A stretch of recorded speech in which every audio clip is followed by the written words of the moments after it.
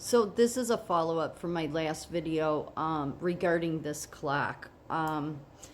This clock that Jeff Bezos is funding, and it goes back to this the Now Long Foundation, or the Long Now Foundation.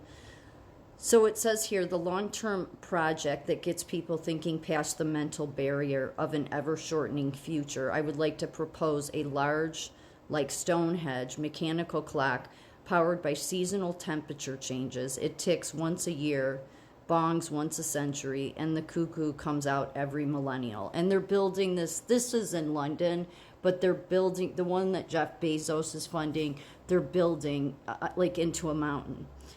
Such a clock, if sufficiently impressive and well engineered, would embody deep time for people.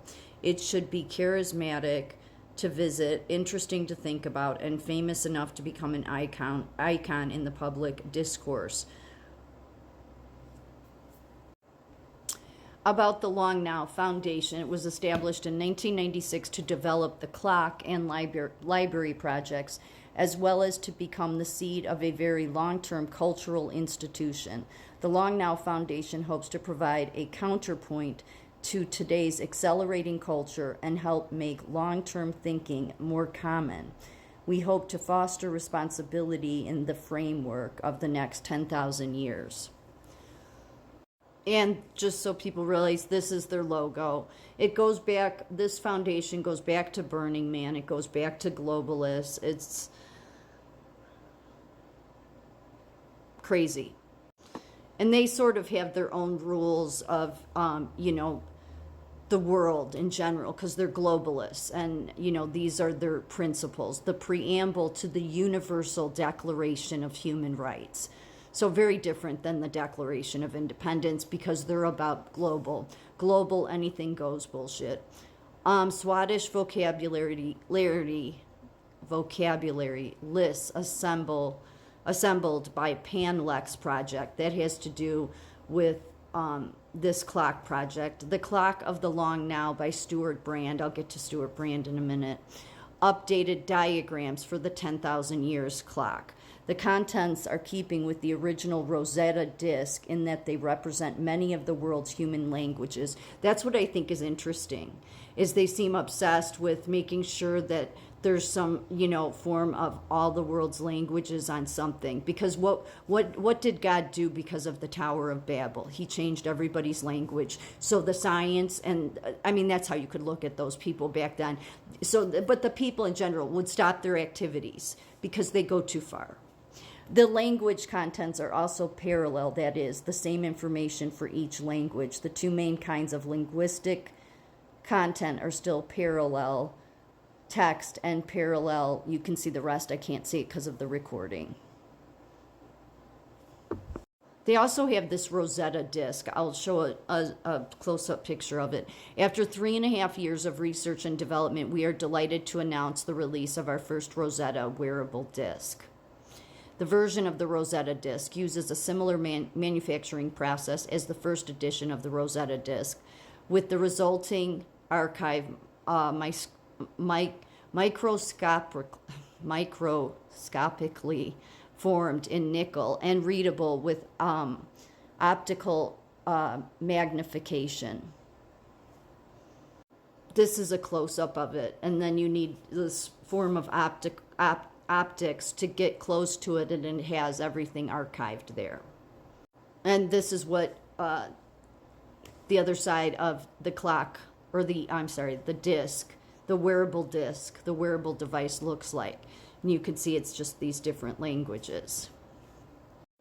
So a lot of it goes back to this Stuart Brand, who wrote Whole Earth Discipline, Why Dense Cities, Nuclear Power, Transgenic Crops, Restored Wildlands, and Geoengineering are necessary. Yeah, but this was somebody else that was into psychedelics, there seems to be this big push with psychedelics, and I'll get into why I have concerns about that, because that seems to go hand in hand with a lot of these ritualistic sexual parties. like what Diddy was using, mixing these cocktails. It has ketamine in it. And like Elon Musk, many people in Silicon Valley, I guess, legally take ketamine. Okay, I didn't know it was given legally, but many of these psychedelics have been being researched and, for depression. But I'll get to that. But he was one that was into all this too. In 2024, Danny Hill answered frequently asked questions about the clock. In 2022, the bells of the clock pealed for the first time. This footage, and that you can go to the video. This footage is from the new documentary, We Are as Gods, which explores the many legacies of the Long Now co-founder, Stewart Brand. It is on digital, or you can rent it. It's been out for a while.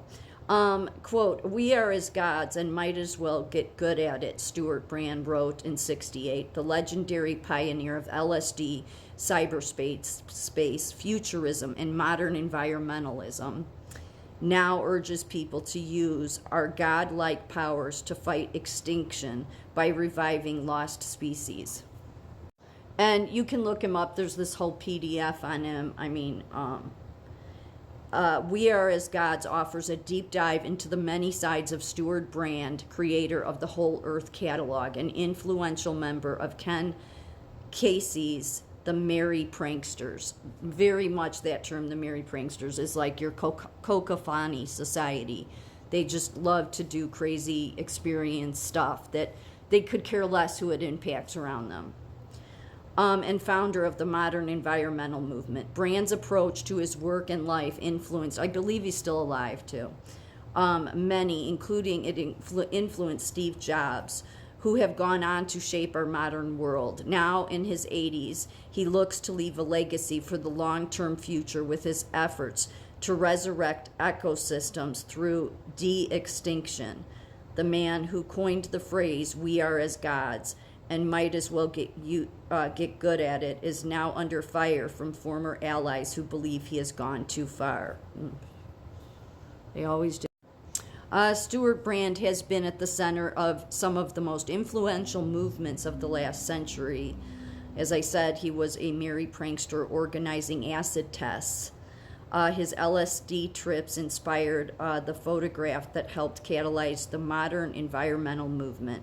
He organized the first hackers conference, and he created the revolutionary to-do-it-yourself publication, The Whole Earth Catalog, which Steve Jobs famously called Google in paperback form. 35 years before Google existed, he has a showman's uncanny ability to be at the center of cultural and technological shifts. Today, he is channeling his considerable energy into one of his most ambitious projects yet, a new form of wildlife conservation using a biotechnology called de-extinction. Which then gets into the things like this, okay? So apparently he takes Elon Musk, it's not just him, it's Silicon Valley in general. He takes it because it helps his depression. He doesn't take a lot of it because he said he wouldn't be able to work, and I wouldn't imagine you could. But it also seems to be that's what Joe Rogan pushes, and yet then you have this stuff that comes out about Diddy where they have these cocktails that are ketamine that are then they go on to abuse these kids, these people in general, okay? Very much what Epstein was doing, and yet Silicon Valley, this is the norm for them. So it's all the same thing. You had Stewart Brand back in the 60s pushing this stuff. Okay, he believed that unless you were on acid, you couldn't be truly creative. And it's gone to this point to where even, these universities are studying it. And I don't want to take away from people being helped, but I wouldn't trust a lot of this. First of all, this idea that the science is going to bring in God, no way. Yet it's like these people want to get you onto these drugs, maybe because they're on them, obviously.